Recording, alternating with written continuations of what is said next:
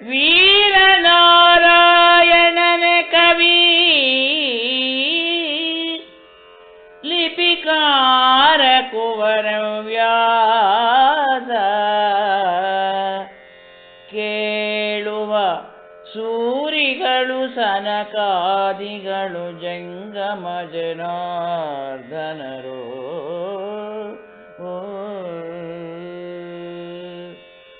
ಚಾರು ಕವಿತೆಯ ಬಳಕೆಯಲ್ಲ ವಿಚಾರಿಸುವಡೆಗೆ ಅಳವಲ್ಲ ಚಿತ್ ಅವಧಾರು ಹೋ ಸರ್ವಜ್ಞರಾದರು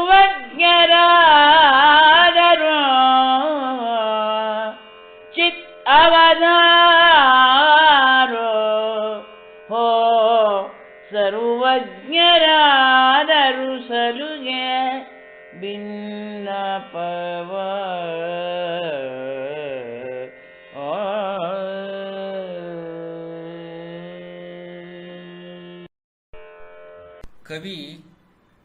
ಕವಿ ಒಂದು ವಿಶೇಷ ವಿಜ್ಞಾಪನೆಯನ್ನು ಮಾಡಿಕೊಳ್ತಾ ಇದ್ದಾನೆ.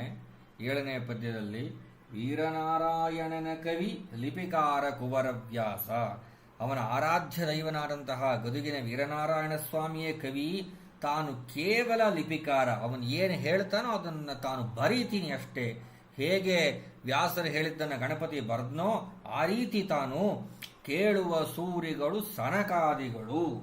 ಈ ಒಂದು ತನ್ನ ಕಾವ್ಯವನ್ನ ಯಾರು ಕೇಳಿದರೋ ಅವರು ವಿದ್ವಾಂಸರು, ಸನಕಾದಿ ಋಷಿಗಳು ಮತ್ತು ಜಂಗಮ ಜನಾರ್ದನರು ಅಂತಾನೆ ಕವಿ. ಅಂದ್ರೆ ಸಾಕ್ಷಾತ್ ಕೇಳುವವರಿಗೆ ಜನಾರ್ದನ ಸ್ಥಾನವನ್ನ ಕವಿ ನಾರಾಯಣ ಸ್ಥಾನವನ್ನು ದಯಪಾಲಿಸಿದ್ದಾನೆ. ಗರ್ಭಗುಡಿಯಲ್ಲಿರುವಂತಹ ಮೂರ್ತಿಯು ಸ್ಥಾವರ ಜನಾರ್ದನಾದರೆ ನಡೆದಾಡತಕ್ಕಂತಹ ಕೇಳುಗರು ಜಂಗಮ ಜನಾರ್ದನರು ಅಂತ ಉನ್ನತವಾದಂತಹ ಸ್ಥಾನವನ್ನ, ಗೌರವವನ್ನ ಕೇಳುಗರಿಗೆ ಕೊಟ್ಟಿದ್ದಾನೆ ಕವಿ. ಚಾರು ಕವಿತೆಯ ಬಳಕೆಯಲ್ಲ ಅಂತಾನೆ ಕವಿ.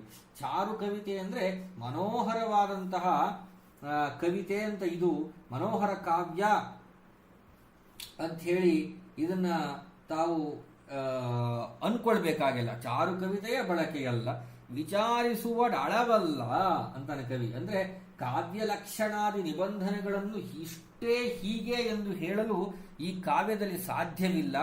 ಆದಾಗ್ಯೂ ಕೂಡ ಚಿತ್ತವಧಾರು ಹೋ ಸರ್ವಜ್ಞರಾದರು ಸಲುಗೆ ಭಿನ್ನಪವ, ಎಲ್ಲವನ್ನೂ ಬಲ್ಲಂತಹ ತಾವುಗಳು ಅಂದರೆ ಕೇಳುಗರು.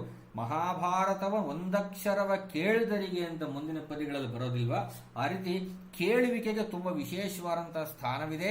ಆ ಕೇಳುವ ಸ್ಥಾನವನ್ನ, ಕೇಳುವ ವ್ಯಕ್ತಿಗಳನ್ನ ಅಷ್ಟು ಉನ್ನತವಾದಂತಹ ಗೌರವವನ್ನು ಕೊಟ್ಟಿದ್ದಾನೆ ಕವಿ. ಸರ್ವಜ್ಞರಾದರು, ಕೇಳುತ್ತಕ್ಕಂಥವರು ತಾವು ನಿಜವಾಗಿಯೂ ಸರ್ವಜ್ಞ ಮೂರ್ತಿಗಳು ಅಂತ ಹೇಳಿಬಿಟ್ಟು ತನ್ನ ಭಿನ್ನಪವನ್ನ, ವಿಜ್ಞಾಪನೆಯನ್ನ ಕವಿ ಇಲ್ಲಿ ಸಲ್ಲಿಸ್ತಾ ಇದ್ದಾರೆ.